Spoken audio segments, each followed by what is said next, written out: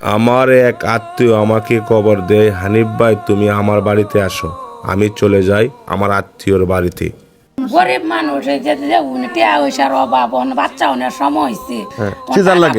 পয়সার লাগে চিজার করতে পারেন না। আচ্ছা, আগের বাচ্চাটা কি সিজার হয়েছিল? সিজারে হয়েছিল, এখন আবার সিজার লাগবে। সিজারে লাগে, সেই সময় এই অবস্থায় ছিল। আর স্বামী কি করে? গাড়ি চালা। মেয়ের স্বামী ব্যানগাড়ি চালা। আর এখন সিজার লাগবে, টাকার প্রয়োজন 20 থেকে 25,000 টাকা। হ্যাঁ, মানে আর্থিক অবস্থা ভালো না, না অর্থ সম্পদ আছে। কিছুই নেই। হ্যাঁ, এখন আমাকে আনার উদ্দেশ্য হচ্ছে আমার উছিলায় যেন সিজারের টাকাটা যেন ব্যবস্থা হয়ে যায়, এই তো।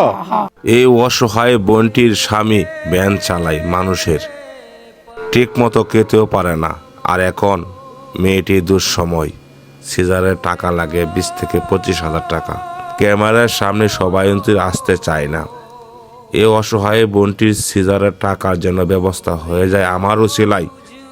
আমি আপনাদের ভালোবাসার ভাই, আমার উছিলায় যেন এই বোনটির উপকার হয়। একটা ব্যানগাড়ি চালায় কয়টিয়া পাই? 200-300 টাকা পাই। এটাতে ঠিক মতো সংসার চলে না, ঠিক মতো খাইতেও পারে না। এই যে বাচ্চাটা দিনের দিন উবাস, দিনের দিন উবাস থাকে, তাতেও কেউ রে কয় না আমি উবাস, আমরা জানি না যদি গিয়ে দিলে বাদ দেয়। এখন সিজারের টাকা লাগে 20-25,000 টাকা লাগে। হ্যাঁ, এই জন্য আমাকে খবর দিছে, আমি আইসি যেহেতু যদি কিনো হৃদয়বান ব্যক্তি নজরে পড়ে, হ্যাঁ, তে সিজারের টাকা ব্যবস্থা হয়ে যাবে। আবার 2-3 মাস ধরে কইতাছি আন্নার গুড়ি যাওনার লাগিয়ে। আচ্ছা, আমরা যখন শুনছি আপনি এরম এরম মানুষের সাহায্য করুন, দেখছি ভিডিও দেখে তার এই যে আমরা কইতাছি তুই এই আচ্ছা ঠিক আছে, যদি কিনো হৃদয়বান ব্যক্তি নজরে পড়ে তাহলে এই বোনে সিজারের টাকাটা ব্যবস্থা হয়ে যাবে। আজকে তোমাকে আমি 1,000 টাকা দিয়ে গেলাম। হ্যাঁ, ধরো।